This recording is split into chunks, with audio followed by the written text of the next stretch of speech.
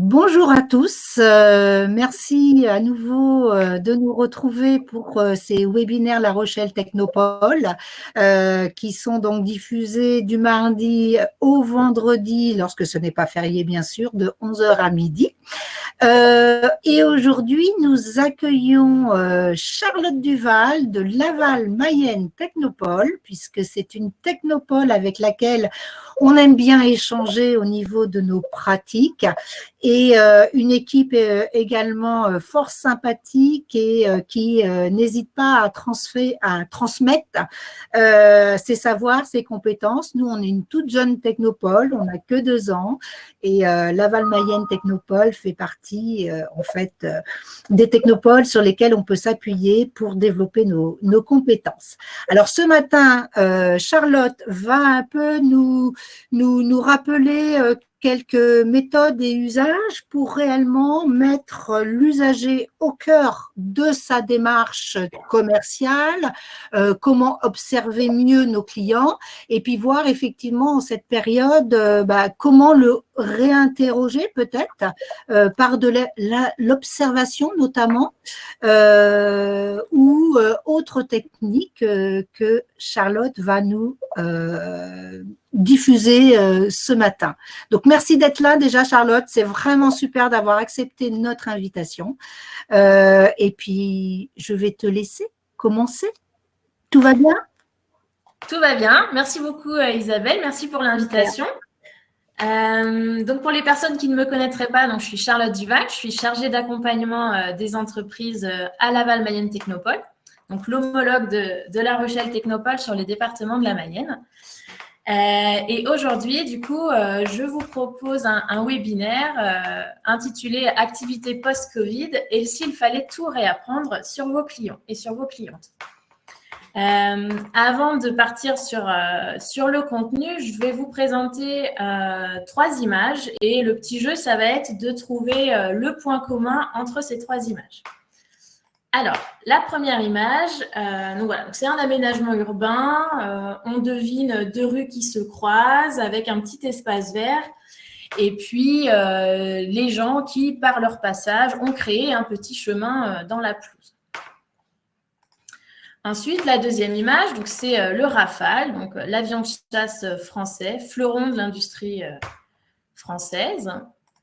Et puis la troisième image, donc là c'est un exemple mayennais, donc un article de presse qui fait état de l'échec de l'installation du Auchan Drive à Saint-Berthevin.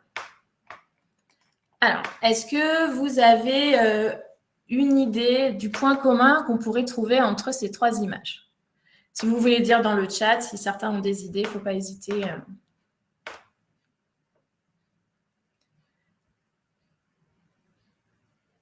Bon, s'il n'y a pas d'idée, tant pis, c'est pas grave. Donc, en fait, pourquoi je vous présente habitude, piste ? En effet, c'est pas simple. En fait, pourquoi j'ai choisi ces 3 images ? Parce que, en fait, ces 3 images, elles présentent des choses, des produits, des objets, des services qui n'ont pas tout à fait atteint leur cible clientèle. Par exemple, la première, donc la personne qui a conçu cet espace vert n'avait pas forcément anticipé que, voilà, au fond de l'image, on imagine des logements et peut-être que derrière nous, il y a des commerces. Et donc, les gens, quand ils rentrent des courses, ils sont pressés, ils sont chargés. Donc, plutôt que de faire le tour par le trottoir, ils vont aller tout droit. En effet, on parle d'usage, en effet.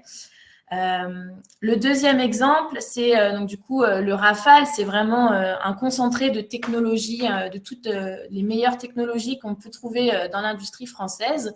Et ce qui fait que du coup, c'est un produit qui en est tellement cher que lorsqu'on en vend, c'est quelque chose de très important. Donc en soi, là, le produit est très abouti, mais finalement, il n'y a pas énormément de clients qui peuvent se le payer. Donc là, on est plutôt sur ce que les gens sont prêts à payer. Et puis le troisième exemple, du coup, donc là, c'est très mayennais. Donc les personnes qui ne sont pas mayennais, c'est un petit peu compliqué pour vous. Mais en fait, en Mayenne, il n'y a aucun magasin Auchan. Donc, pour trouver un Auchan, il faut aller au Mans, donc c'est le département à côté, en Sarthe. Donc, ce qui fait que les gens, même s'il y a un Auchan Drive qui s'est installé au moment où le Drive entrait vraiment dans les habitudes des consommateurs et des consommatrices, c'est une marque pour laquelle, ici en Mayenne, on n'avait pas l'habitude et donc les gens n'ont pas réussi à s'approprier cette marque, son catalogue, son discours, etc. Et du coup, pour la petite histoire, c'est que quelques temps après la fermeture du Auchan Drive, un Leclerc Drive s'est installé à la place et celui-ci fonctionne très bien parce que donc, les gens ont leur habitude dans les Leclerc. Donc finalement, le point commun entre ces trois images, c'est pas que les produits ou les services proposés ne sont pas bons, c'est juste qu'ils n'ont pas su atteindre la bonne clientèle, répondre aux bons besoins de la clientèle. Et donc du coup, c'est pour ça qu'on propose de s'intéresser à ces clients pour vraiment être sûr de connaître leurs attentes, leurs usages et leurs besoins. Alors du coup, comme je ne vous connais pas toutes et tous, c'est pour me faire une petite idée de qui est en face de moi. J'aimerais que par le chat, vous puissiez dire si vos clients, c'est plutôt si vous êtes plutôt en B2B avec des professionnels ou en B2C avec des particuliers. Voilà, est-ce qu'on peut prendre quelques petits instants pour que vous puissiez me dire, comme ça je pourrais adapter mes commentaires des professionnels. Ok, les deux, B2B, très bien.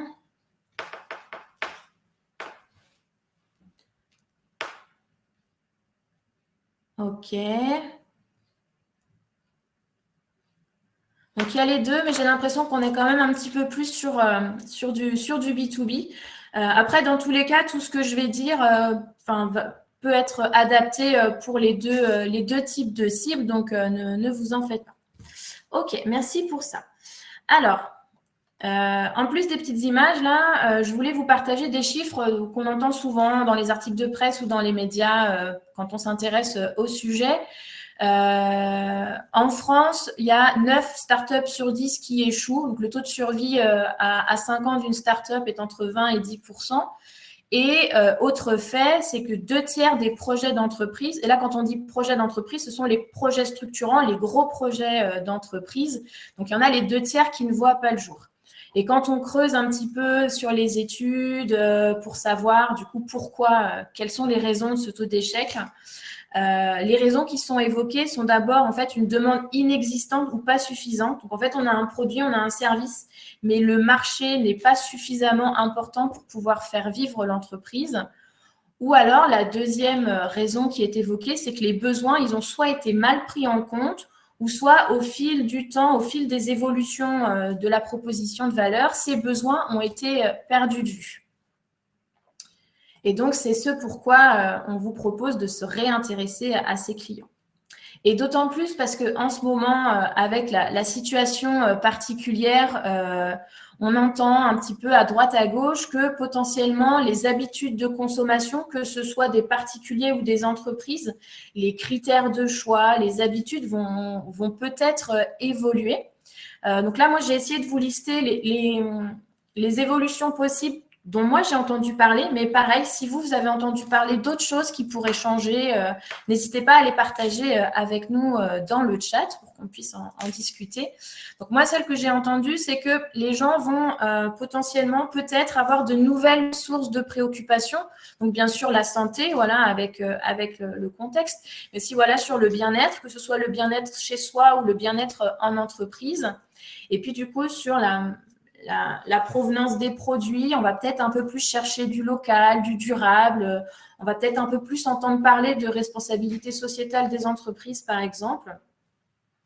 Et puis également sur les nouvelles façons de fonctionner, peut-être que les gens vont chercher un peu plus de proximité, ils vont chercher à être réassurés un peu sur les produits qu'ils achètent, les services qu'ils utilisent, sur la transparence aussi des entreprises avec lesquelles ils vont travailler ou auprès desquelles ils vont consommer.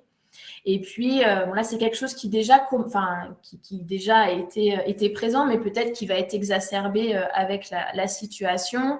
C'est sur un peu le côté, est-ce qu'on a vraiment besoin de posséder ce que l'on consomme, ce que l'on utilise? Donc voilà, c'est des choses qui vont peut-être être, qui vont arriver et qu'il va falloir finalement prendre en compte. Et donc, comme je vous le dis, voilà, ce sont des hypothèses, c'est du peut-être. Et donc, du coup, il est peut-être intéressant pour nous, pour chaque entreprise, d'aujourd'hui chercher à anticiper ces possibles évolutions, de commencer à tâter le terrain pour pouvoir être prêt finalement le jour où il faudra répondre à ces nouvelles attentes. Donc, voilà pour la petite intro. Donc, du coup, nous, la question maintenant que je vous pose et que j'aimerais répondre avec vous, c'est comment est-ce qu'on peut s'assurer que son produit ou son service répond toujours à un réel besoin ou usage de ses cibles clientèle. Donc, pour ça, nous, la méthode qu'on utilise à Laval Médical, de la démarche centrée usager ou design thinking en anglais, qui propose de finalement mettre l'usager au cœur de toute démarche, que ce soit une démarche de nouveaux projets, que ce soit une démarche d'amélioration, que ce soit de votre démarche commerciale. C'est vraiment mettre l'usager au cœur de toutes vos réflexions. Donc cette méthode, donc le design thinking, c'est une approche de l'innovation et de son management qui va s'appuyer sur un processus de co-création qui va impliquer à chaque étape les retours de l'utilisateur final. Et quand on dit utilisateur, on va dire la personne qui utilise le produit ou le service, mais aussi voilà, la personne qui va décider de l'achat, la personne qui va bénéficier du produit, etc. On va vraiment s'intéresser à toutes les typologies d'utilisateurs. Et puis donc du coup l'objectif ça va être de valider avant même de commencer à développer un produit ou un service, ça va être de valider l'intérêt des futurs utilisateurs pour pouvoir concevoir le projet idéal et du coup ne pas perdre de temps et d'argent à concevoir quelque chose qui finalement ne va pas satisfaire la clientèle. Pour les personnes qui sont un petit peu plus visuelles, on représente souvent le design thinking par un processus en double diamant, où il y a d'abord une première phase de divergence, où c'est la découverte, où on va chercher à emmagasiner le plus de savoir possible sur ses clients, sur leurs habitudes, leurs usages, leurs besoins, leurs problématiques. Et donc, pour ça, on va pouvoir mener des observations, on va pouvoir s'immerger dans la vie de nos utilisateurs. On va pouvoir aussi compléter avec des recherches, des enquêtes, regarder un peu les enquêtes qui ont déjà été faites sur le sujet, le secteur d'activité, pour vraiment emmagasiner le plus d'infos. Après cette première phase, il y a ensuite une phase donc, du coup, de convergence où de tout ce savoir, on va définir le problème, le challenge auquel on va vouloir s'attaquer. Parce que du coup, voilà, se concentrer sur un problème pour l'attaquer frontalement et prioriser un peu les sujets sur lesquels on va travailler. Et donc, une fois qu'on a défini le challenge auquel on a envie de répondre, on va pouvoir de nouveau entrer dans une seconde phase de divergence où là, on va chercher à développer, à imaginer des idées, des solutions, à créativer pour imaginer ce qu'on pourrait proposer à nos utilisateurs. Donc, c'est là qu'on va pouvoir animer des séances de créativité avec des utilisateurs, où on va pouvoir commencer à prototyper des premières solutions, des premiers scénarios de solutions. Et puis, enfin, la dernière phase, qui est de nouveau une phase de convergence, où là, ça va être plutôt la phase de livraison, où on va mener des tests sur les différents prototypes et maquettes qu'on aura fait, où on va demander à l'utilisateur qu'est-ce que vous pensez de la solution qu'on a conçue, quels sont vos retours, pour pouvoir valider ou pas les hypothèses que l'on a faites sur cette solution et sur ce qu'attendent nos utilisateurs. Petite parenthèse, qu'on valide ou pas nos hypothèses, c'est pas parce qu'on invalide une hypothèse qu'on avait faite que c'est pas bien. On a appris quelque chose et donc du coup on se dit bah voilà, c'est la solution qu'on avait imaginée, c'était pas la bonne. Bon bah, comme je n'ai pas encore dépensé beaucoup d'argent dans le développement de ce projet, je peux pivoter et imaginer une nouvelle solution. Donc voilà pour la présentation rapide de ce qu'est le design thinking. Et ce que je vous propose, moi, ce matin, ça va être de se concentrer sur la phase de découverte, donc la toute première phase, et notamment sur l'observation. Ce que je vous propose, en fait, ça va être plusieurs façons de s'intéresser à ses clients, d'apprendre de l'information sur ses clients. Si vous pensez à des initiatives ou des choses que vous avez entendu parler pendant la présentation, n'hésitez pas à les partager avec nous dans le chat. Et puis, je voulais juste faire aussi une petite remarque. Certaines des actions que je vais vous présenter ne sont pas possibles aujourd'hui avec les restrictions liées à la crise sanitaire. Mais voilà, ça peut être l'occasion de les imaginer dès maintenant, de les préparer dès maintenant pour que dès qu'elles soient possibles, vous puissiez les lancer et ne pas perdre de temps pour observer votre clientèle. Alors, du coup, juste avant, un petit cas fictif que je voulais vous présenter pour… du coup, je vous présente l'entreprise fictive que j'ai baptisée Mon Beau Vélo. Donc, pour vous la présenter, j'utilise le business model Canvas. Donc pour celles et ceux qui ne connaîtraient pas cet outil, c'est un outil qui permet de visualiser et de représenter facilement comment fonctionne une entreprise ou une organisation. Donc ce canvas, il est séparé en 9 cases. La première case qu'il faut prendre en compte, c'est celle qui est au centre et qui s'appelle proposition de valeur. C'est la valeur que votre entreprise va apporter à sa clientèle. Donc là, pour l'entreprise Mon Beau Vélo, on voit qu'elle a 2 propositions de valeur. La première, en jaune, c'est la conception, la fabrication et la commercialisation de vélos de loisirs. Et la seconde, en vert, c'est conception, fabrication, commercialisation de vélos de compétition. Et donc, elle a 2 produits. Elle a un produit en cross-country et un produit en cyclisme sur route. Et en plus de ces produits-là, elle propose des services, donc notamment des services de personnalisation technique de ces vélos de compétition et puis une garantie envoi de pièces détachées dans les 24 heures. Donc ça, c'est la première case du Canvas. La seconde à prendre en compte, c'est celle qui est tout à droite, c'est les segments de clientèle. Donc là, c'est précisé à qui on s'adresse. Donc là, on peut voir que Mon Beau Vélo, pour les produits, pour les vélos de loisirs, elle va s'adresser aux vététistes du dimanche, donc voilà, aux personnes qui vont aller faire de la randonnée ou qui vont aller se balader le dimanche, mais aussi aux cyclistes qui font du vélo en club. Donc là, les sportifs amateurs qui adhèrent à des clubs pour pratiquer leur sport.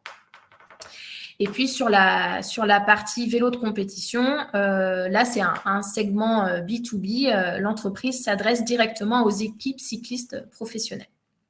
Donc voilà, là, c'est les 2 premières cases, finalement, presque les plus importantes à prendre en compte dans ce business model Canvas. Ensuite, il y a la case canaux de distribution là, qui se trouve entre ces deux-là. C'est finalement comment est-ce que vous allez pouvoir faire en sorte que votre client a connaissance de votre proposition de valeur. Donc là, par exemple, pour la partie vélo de loisirs, Mon Beau Vélo s'appuie sur un réseau de magasins de sport ou spécialisés dans le vélo et communique sur les réseaux sociaux. La case juste au-dessus des canaux de distribution, ça va être donc les relations avec la clientèle. Finalement, une fois que votre client a acheté une première fois, comment vous gérez la relation? Qu'est-ce que vous lui proposez? Est-ce que vous lui proposez des services particuliers pour lui donner envie de revenir? Donc là, par exemple, sur la cible professionnelle, on peut voir que Mon Beau Vélo dédie un ou une interlocutrice par équipe pour avoir ce côté privilège. Je suis suivie par la même personne à chaque fois que j'appelle l'entreprise. Et puis enfin, le nerf de la guerre, on va dire, tout en bas à droite, c'est les sources de revenus. Comment est-ce que je commercialise? Quelles sont les rentrées d'argent que j'ai suite à la livraison de cette proposition de valeur? Donc là, on peut voir par exemple que pour la cible vététiste du dimanche et cyclistes faisant du vélo en club, donc en fait, c'est les réseaux de distribution qui vont acheter les produits de l'entreprise pour ensuite les distribuer. Et puis, pour la partie professionnelle, donc il y a à la fois la vente des produits aux équipes, mais après, il y a aussi tout ce qui va être les prestations de services pour la personnalisation technique des vélos et puis des rentrées d'argent plus récurrentes avec l'abonnement à la garantie pièces détachées pour les vélos. Donc ça, c'est la partie droite du Canvas qui, du coup, est tournée vers les clients. On va pouvoir maintenant s'intéresser à la partie gauche qui, là, plutôt, du coup, comment l'entreprise est structurée en interne pour délivrer cette proposition de valeur. Donc, il y a d'abord les 2 petites cases à gauche, là, qui sont activités clés et ressources clés. Donc, en fait, les activités clés, c'est qu'est-ce que l'entreprise doit faire pour pouvoir fournir cette proposition de valeur En gros, la petite question, c'est quand j'arrive au bureau ou à l'atelier le matin, qu'est-ce que je dois faire? Et puis, ressources clés, c'est de quoi j'ai besoin pour pouvoir faire ces activités clés. Je ne vais pas rentrer dans le détail, vous pouvez voir rapidement ce que j'avais mis. Et puis du coup, la case à gauche, ça va être les partenariats clés. Là, c'est dans le cadre où vous n'avez pas intégré toutes les compétences ou toutes les ressources. C'est sur qui vous pouvez vous appuyer pour faire ça. Par exemple, là, l'entreprise, elle n'a pas forcément de commercial en interne. Donc, du coup, elle s'appuie sur des apporteurs d'affaires pour démarcher les équipes cyclistes. Donc, voilà, là, ça va être les partenariats clés de l'entreprise. Et puis enfin, la dernière case en bas à gauche, donc la structure des coûts, finalement toutes ces activités, ces ressources, ces partenariats, qu'est-ce que ça coûte à l'entreprise? Donc voilà, il va y avoir tous les frais de fonctionnement, la masse salariale, etc. Mais il y a aussi des coûts un peu plus spécifiques. Là, par exemple, les coûts de communication, les commissions des apporteurs d'affaires, etc. Voilà pour la présentation de l'entreprise Mon Beau Vélo. Ce que je vous propose maintenant, c'est de vous imaginer un peu être parachuté à la tête de cette entreprise. Voilà, vous vous réveillez un matin, vous êtes le dirigeant ou la dirigeante de cette entreprise que vous ne connaissez pas. Je n'ai pas cru voir d'entreprise dans le monde du vélo dans la liste des inscrits au webinaire. Donc voilà, je pense que vous ne connaissez pas forcément ce secteur, vous ne connaissez pas forcément les clients. Et la question que je vous pose, c'est finalement qu'est-ce que vous pourriez faire pour apprendre de ces cibles clientèle, pour apprendre sur cette entreprise? On va se prendre 5 petites minutes si vous voulez bien. N'hésitez pas à partager ça dans le chat. À votre avis, qu'est-ce qu'on pourrait faire?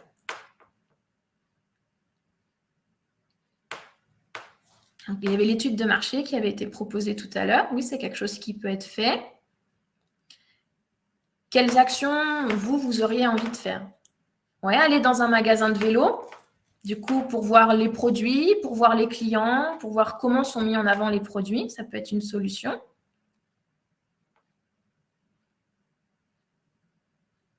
Ouais, donc un focus group avec un club pour échanger avec les adhérents du club de cyclisme. Tester les produits, ouais, pour aller voir ce qui existe. Aller à une randonnée VTT, ouais, c'est le meilleur moyen d'observer les gens, les VTTistes du dimanche, la catégorie VTTiste du dimanche. Se rapprocher des clubs, ouais. Participer aux entraînements et compétitions, ouais, pour s'immerger carrément avec les utilisateurs. Aller sur les rassemblements, identifier les événements où il y a beaucoup de vos cibles clientèle qui sont présentes pour les voir. Aller rencontrer les gérants des magasins pour comprendre, vos distributeurs sont aussi des utilisateurs de vos produits, donc c'est bien de savoir ce qu'ils en pensent. Ouais, les forums de discussion sur Internet, ça peut être une façon intéressante aussi d'avoir de l'info. Les réseaux sociaux aussi, c'est une source à ne pas négliger.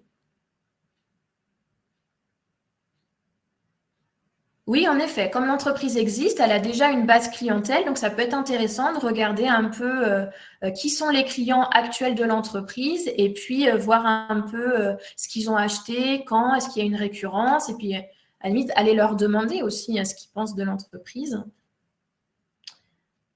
Ouais, très bien. Donc, les réseaux sociaux. Les magazines spécialisés aussi, ouais. À la fois, du coup, les lire pour comprendre quels sont les sujets intéressants, mais aussi aller rencontrer les journalistes ou les équipes de ces magazines pour échanger avec eux sur les tendances, etc. Bon, je vois que vous avez pas mal d'idées ce matin, c'est bien. C'est top. Vous allez voir, certaines des choses que je vais vous présenter maintenant peuvent se recouper avec ce que vous avez proposé. Mais voilà, c'est top. Je vois qu'il y a pas mal d'idées. OK. Merci beaucoup à vous pour ces idées. Alors, du coup, là, moi, je vais vous présenter quelques façons d'obtenir de l'info de ces clients qu'on avait pu identifier avec mes collègues. Alors, le premier objectif qu'on pourrait se donner, c'est d'apprendre sur les besoins et usages de ces clients. la première chose, ça pourrait être donc d'aller participer à des journées professionnelles thématiques. Donc là, on était plutôt sur une cible B2B, mais ça marche aussi pour le B2C. Voilà, d'aller à un endroit où votre clientèle, elle est rassemblée. Donc là, il y avait un exemple d'une entreprise lavalloise qui avait participé à une journée d'échange du secteur d'activité de ses clients pour savoir quels étaient les sujets de préoccupation actuels, pour les questionner sur leurs habitudes, voilà, par rapport à une offre que l'entreprise avait envie de mettre en place. Donc, c'est une façon très simple d'entrer en contact avec sa clientèle, de comprendre ses préoccupations. Et puis, ça peut être une excuse pour les recontacter plus tard, de dire on s'est croisés à tel salon, à telle journée professionnelle, j'aimerais en apprendre plus sur vous. Autre exemple, donc voilà, ça va être d'aller observer les usagers dans la vraie vie. Donc ça, c'est quelque chose que vous aviez proposé également. Là, moi, je vous présente un exemple d'une autre entreprise lavalloise, donc qui produit des véhicules utilitaires. Donc c'est un carrossier industriel. Et donc, pour comprendre les besoins et les attentes des clients, l'entreprise organise ce qu'elle appelle des vies ma vie, où ses collaborateurs vont aller vivre une journée avec les usagers des véhicules. Des fois, c'est juste l'observation. Des fois, ils vont carrément les vivre avec eux, aller faire les gestes qu'ils font aussi toute la journée pour identifier les problématiques, les besoins, les attentes directement sur le terrain. Un autre exemple, ça peut être de mener une enquête qualitative. Pour les habitués de ces webinaires, mercredi dernier, il y avait une présentation d'une autre intervenante sur comment est-ce qu'on mène une enquête quantitative, mais aussi qualitative. Donc voilà, c'est le genre de choses que vous pouvez faire aussi pour ça. Donc là, je vous ai mis l'exemple d'une autre entreprise mayonnaise qu'on a accompagnée. Et donc, du coup, elle est allée rencontrer 35 entreprises qui faisaient partie d'une cible qu'elle ne connaissait pas. Et donc, du coup, elle a pu identifier les habitudes et finalement ce que les clients pensaient de ces produits. Et elle a eu beaucoup d'infos sur, du coup, comment mettre en avant, comment packager son offre pour pouvoir répondre aux besoins de sa clientèle. Une autre façon, là, on parle des réseaux sociaux tout à l'heure. Là, moi, c'est ce que j'ai rebaptisé le mode espion sur les réseaux sociaux.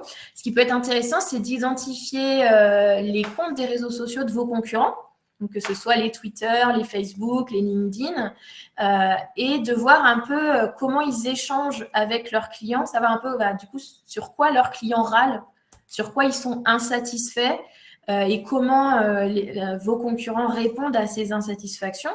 Et donc, du coup, ça peut vous aider de savoir, en gros, il faut absolument que je sois vigilant sur ce sujet parce que ça ne plaît pas aux clients. Et si vous vous sentez de le faire, vous pouvez carrément contacter ces clients mécontents pour leur proposer votre solution alternative. Et donc, du coup, là, c'est un moyen d'avoir de l'info sur les raisons de mécontentement. Vous pouvez également observer vos clients pour apprendre sur les offres existantes.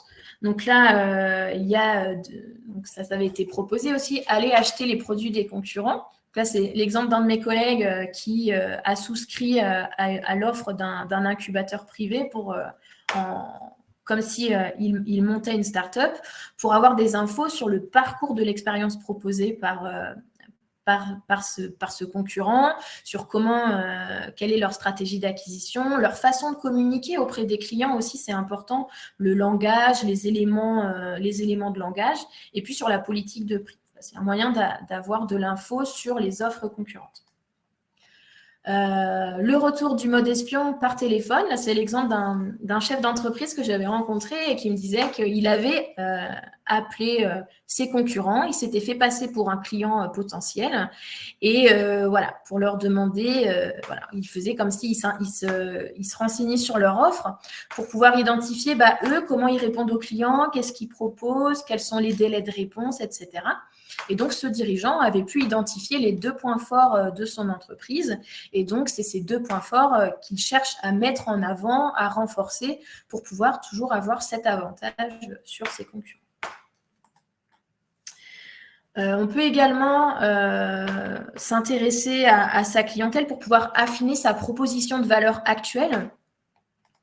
Donc là, il y a de nouveau les questions de s'immerger dans la posture de ses usagers. Donc là, c'est l'exemple de 2 entrepreneurs qu'on a accompagnés ici à Laval. Donc, ils souhaitaient lancer une plateforme dédiée à l'achat-revente de smartphones d'occasion. Et donc, pour se mettre dans la peau de leurs utilisateurs, ils ont acheté une quinzaine de smartphones sur le Bon Coin. Et donc, ils en ont profité pour poser des questions aux vendeurs, pour identifier quelles étaient leurs frustrations, les problématiques qu'ils rencontraient. Et puis, ensuite, ils ont remis à la vente ces 15 smartphones. Et cette fois, ils ont pu échanger avec des acheteurs pour comprendre quels étaient leurs besoins, leurs frustrations. Et donc, ils ont pu affiner leur proposition de valeur, leur idée de plateforme pour vraiment répondre tout à fait à ces frustrations. Il y a également moyen d'organiser directement des échanges avec ses usagers, donc des tests par exemple. Là, c'est une autre start-up qu'on accompagne qui a organisé des journées de test de son produit. Donc, c'est un produit de mobilité douce. Hein. Et donc, pour pouvoir valider et améliorer les fonctions retenues, elle a organisé plusieurs journées de test avec différents types de personnes, des familles, des travailleurs, pour avoir un peu les infos directement à la source. Donc, on peut aussi en profiter pour tester des choses directement auprès de ses utilisateurs. Donc là, notamment en cette période de confinement, là, c'est des petits exemples qui sont sortis récemment. Là, profiter un peu du confinement et potentiellement du fait que les gens soient un peu plus disponibles pour organiser des échanges directs en ligne pour pouvoir, par exemple, tester vos supports de communication. Donc là, c'est un autre exemple d'une startup qu'on accompagne. On a vu passer la semaine dernière dans sa story Instagram qu'elle recherchait une dizaine de personnes pour un échange d'1 heure en visio pour tester le site Internet. Et donc, pour donner envie aux personnes de participer en échange, elle propose un bon de réduction de 10% sur la boutique en ligne. Donc là, ça peut être un moyen aussi d'avoir de l'info en échangeant directement. Donc là, sur les supports de com. Un autre exemple, une autre start-up qui est accompagnée par Laval Mayenne Technopole, elle a profité du confinement pour tester un nouveau format pour ses produits et services. Donc, c'est une start-up qui développe un écran digital de haute qualité pour pouvoir amener l'art en entreprise ou sur les lieux de passage. Donc, normalement, c'est quelque chose qui se fait en physique. Après, elle peut organiser des ateliers d'échange autour de l'œuvre d'art grâce à cet écran. Donc, c'est quelque chose qui se fait en physique. Et donc, cette start-up a profité du confinement pour les organiser en version dématérialisée. En visio, avec à la fois des clients particuliers, enfin des utilisateurs particuliers, mais aussi professionnels, pour tester un nouveau format et puis voir du coup si c'est quelque chose qui peut perdurer après la crise sanitaire. Et puis, c'est aussi un moyen d'engranger des prospects pour les autres offres de l'entreprise. Donc là, c'est un exemple de ce qui avait été fait par cette startup. Ensuite, on peut aussi observer ses clients ou mobiliser ses clients pour générer de nouvelles idées. Par exemple, donc là, il y avait aussi du coup toujours le mode espion, acheter les produits de la concurrence. Là, c'est l'exemple d'une entreprise bretonne donc, qui produit des savons. Et donc, cette entreprise, ce qu'elle fait, c'est qu'elle achète tous les produits de la concurrence et elle les met dans une vitrine. Et en fonction des sujets de réflexion de la semaine, du mois, elle va les trier par couleur, par senteur, en fonction des messages, par prix, pour pouvoir les avoir toujours en visuel et s'inspirer de ça pour faire évoluer ou avoir des nouvelles idées de produits. Ensuite, une autre façon, ça pourrait être d'organiser une séance de créativité. Ça, c'est pas tout à fait possible en ce moment encore. Mais voilà, donc là, c'est un exemple d'un de mes collègues qui, pour aider une des entreprises qu'il suivait, il a organisé une séance de créativité où dans les participants, il y avait à la fois des professionnels, mais aussi du coup des utilisateurs potentiels, des gens qui étaient dans la cible de cette entreprise. Et donc, l'objectif de cette séance, c'était de pouvoir imaginer des moyens pour faire grandir la communauté de cette entreprise. C'est une entreprise de matching, donc elle a besoin d'avoir une grande communauté. Donc, c'était comment est-ce qu'on peut étendre la communauté de cette entreprise.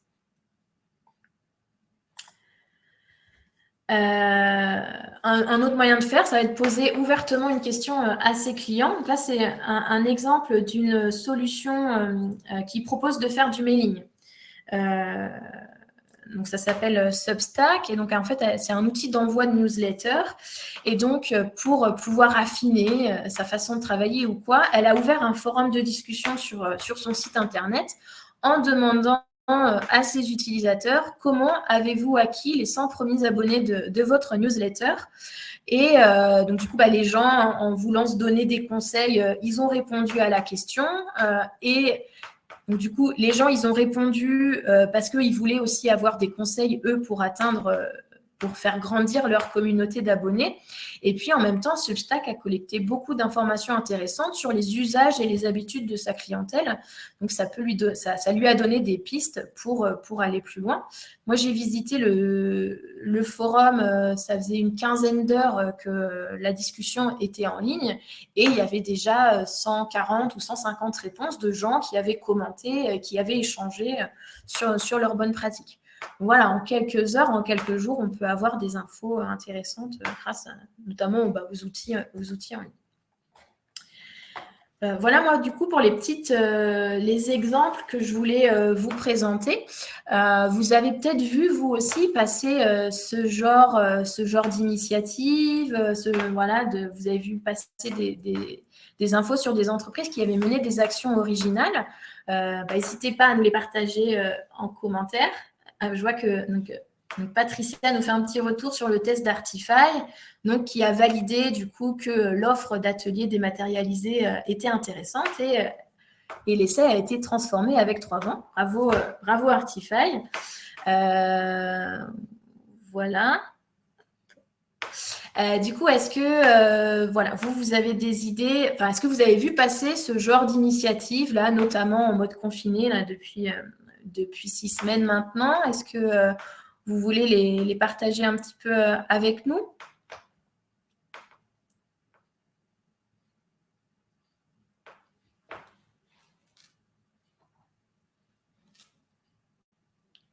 Bon, dans tous les cas, j'ai créé un petit formulaire en ligne, si vous voulez. Donc, vous pourrez récupérer le lien dans la présentation que vous recevrez après le webinaire. Si vous avez des idées qui vous viennent, n'hésitez pas à les partager avec moi.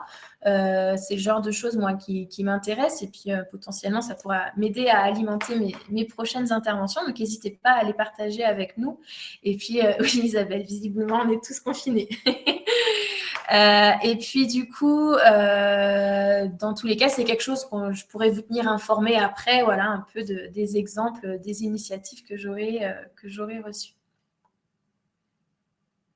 Oui, donc là, par exemple, Gérard, qui est consultant en ressources humaines, propose un rendez-vous gratuit sur une période limitée pour pouvoir faire émerger des besoins. En effet, ce genre de choses, ça peut être un moyen d'entrer en contact avec des personnes qui ne sont pas tout à fait dans notre réseau et donc, du coup, d'identifier des besoins et puis, pourquoi pas, après, pouvoir poursuivre les collaborations après ça. En effet, il y a pas mal d'entreprises qui font ça, qui mettent en place ce genre de dispositif.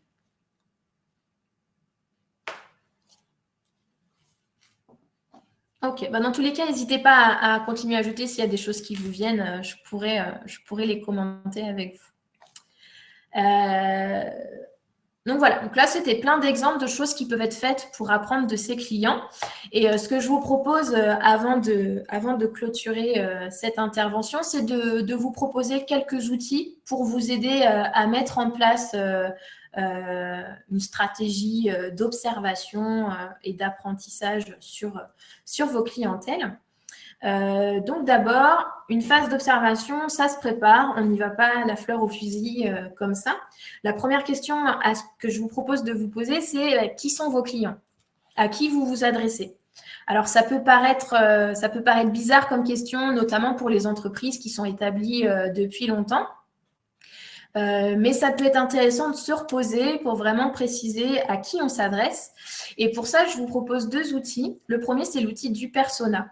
Le persona, en fait, c'est un personnage fictif qu'on va concevoir, qu'on va dessiner pour modéliser un segment de clientèle. Donc, on va pouvoir dessiner plusieurs personas par segment de clientèle pour être sûr d'englober tout le monde. Et en fait, ce persona, il va avoir des comportements d'achat, il va avoir des habitudes de consommation, des besoins, des attentes. Et donc, de les formaliser dans ce persona, ça va aider à se projeter et à savoir à qui on parle. Et le deuxième outil qui permet souvent de compléter la fiche persona, c'est un outil qui s'appelle la carte d'empathie et qui permet de se placer à côté de son persona et d'identifier tous les éléments de son environnement qui vont influencer ses comportements d'achat. Donc là, je vous ai mis 2 petits exemples. Donc là, c'est un exemple d'une fiche persona. Ça peut être quelque chose de très succinct. Voilà, je vous présente Julie. Et puis, un exemple de carte d'empathie où on voit, donc là, c'est un autre persona, c'est Cécile. Sur la droite, on voit ce qu'elle voit, qu'est-ce qu'il y a dans son environnement. Sur la gauche, c'est ce qu'elle entend, qu'est-ce qu'on lui dit, qu'est-ce que son entourage lui dit.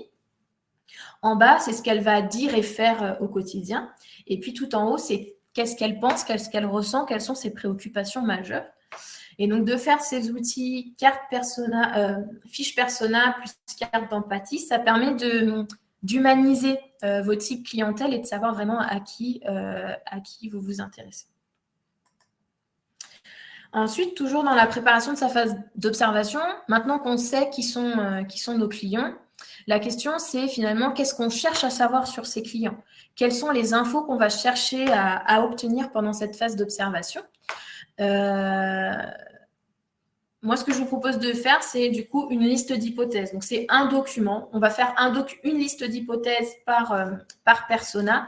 C'est quelle supposition je fais, quelle intuition j'ai sur les comportements d'achat et les attentes de mes clients. Et notamment, qu'est-ce que j'imagine comme changement d'habitude pour mes cibles clientèle. Et donc là, du coup, je me permets d'insister sur le fait que c'est très important de les écrire. Même si on les a dans la tête, c'est quelque chose auquel on pense tous les jours. C'est bien de les écrire pour pouvoir après les partager et puis les confronter à la vie des autres. C'est un bon outil aussi pour discuter au sein de l'équipe. Une fois qu'on a notre liste des hypothèses, ça va être pour chaque hypothèse, qu'est-ce que maintenant je vais faire pour les valider ou les invalider? Et donc là, moi, ce que je propose, c'est de formaliser, c'est aussi d'écrire votre stratégie d'apprentissage. Pour quelle info, quel mode opératoire vous allez mettre en place, quelles actions vous allez réaliser pour telle hypothèse. Là, je vous ai mis un exemple d'une fiche hypothèse, voilà, d'une cible. Là, c'est une cible B2B, une cible industrielle. Voilà, on faisait 5 hypothèses sur les habitudes de Jean-Pierre, hein, pour le coup.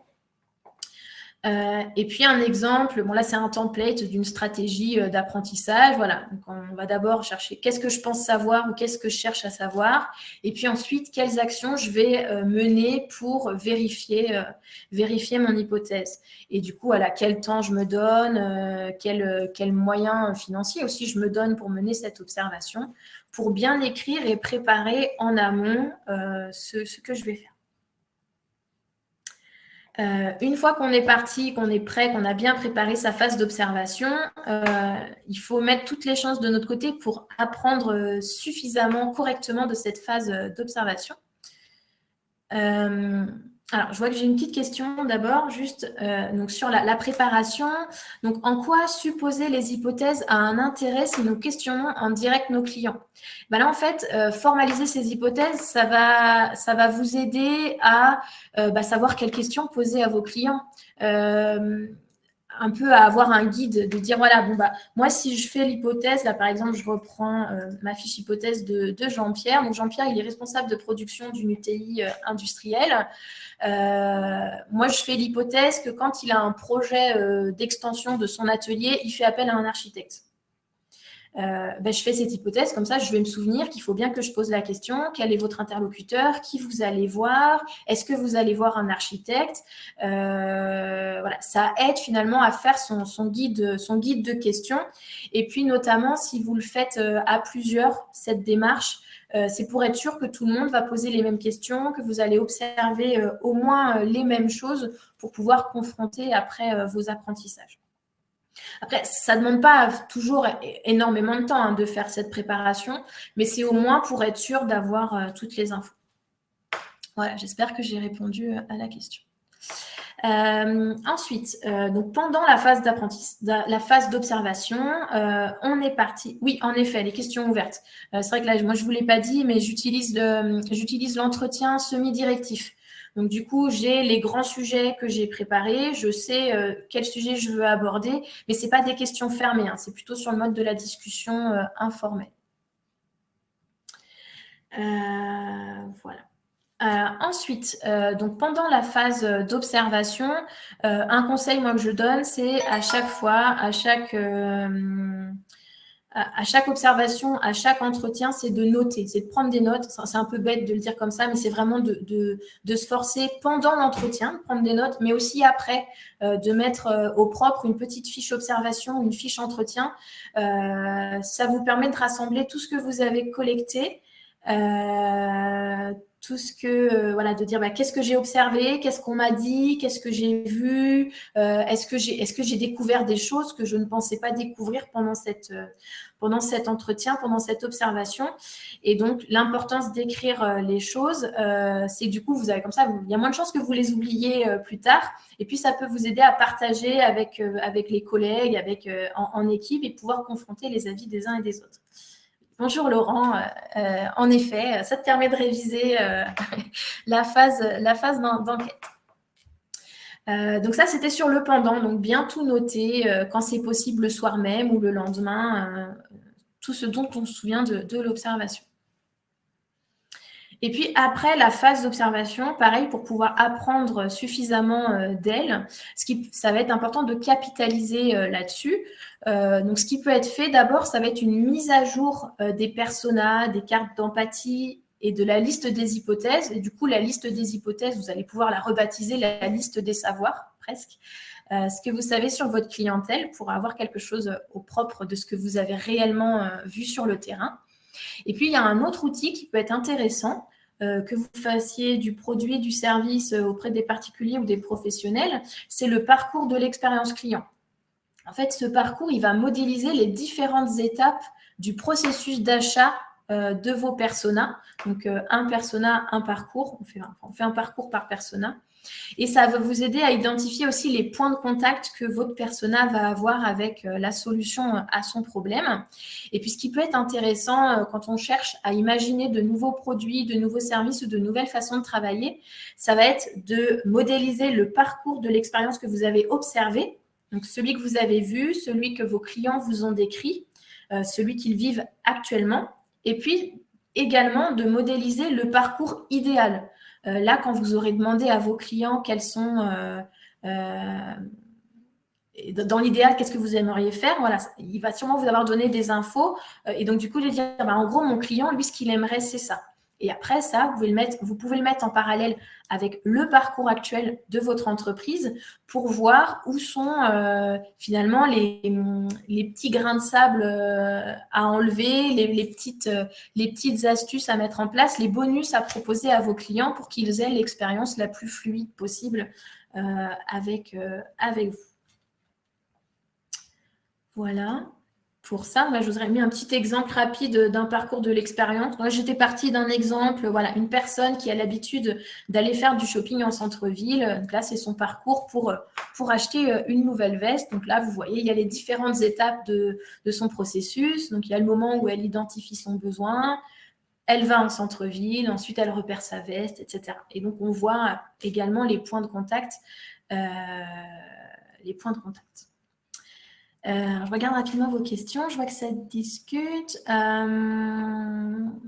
En effet, donc le fait d'avoir ces hypothèses, on peut avoir l'impression de partir dans tous les sens, mais ça va être un petit peu un travail de priorisation à faire avant de partir, justement pouvoir identifier les hypothèses que l'on veut vraiment valider, celles qui sont les plus importantes à valider en fonction de ce que vous proposez à vos clients. Et en effet, elles se construisent, elles se valident, elles se construisent en fonction de ce que vous avez vu, de ce que vous pensez. Et puis, en allant sur le terrain, vous allez pouvoir les confronter à la réalité, les tester, etc. Oui, c'est ça, Fanny, c'est une méthode scientifique.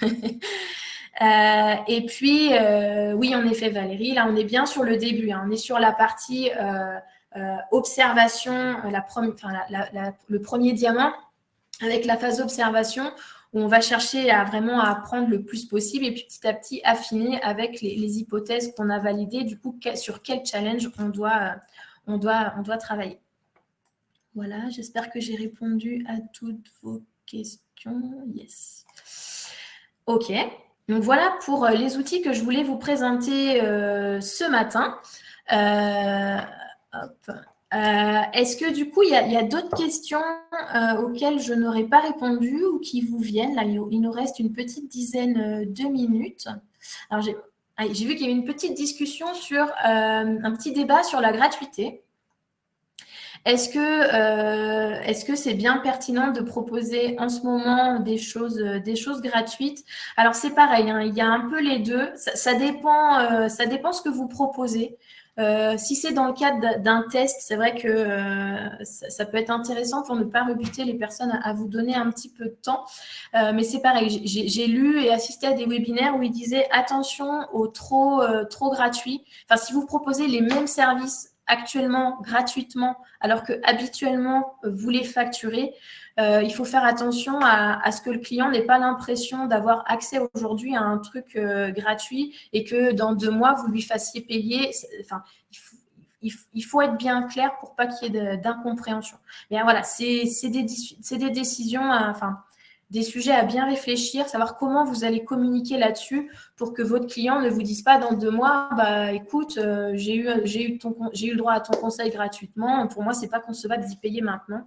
Donc voilà, c'est quelque chose qu'il faut avoir à l'esprit.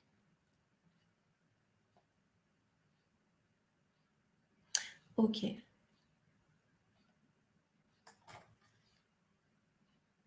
Voilà, donc Damien vient de vous mettre le lien vers le support de présentation dans la conversation, vous pourrez le récupérer. Oui, c'est un service qui peut être limité dans le temps pour répondre à ça, mais de dire un nouveau client que vous auriez acquis en ce moment, sur le principe de la gratuité, dans 2 mois, c'est pas dit qu'il soit toujours votre client parce qu'il n'est peut-être pas prêt effectivement à payer pour ça. Voilà pour ça. Est-ce qu'il y a d'autres petites questions qui interviennent? Je peux revenir sur certains sujets si vous voulez.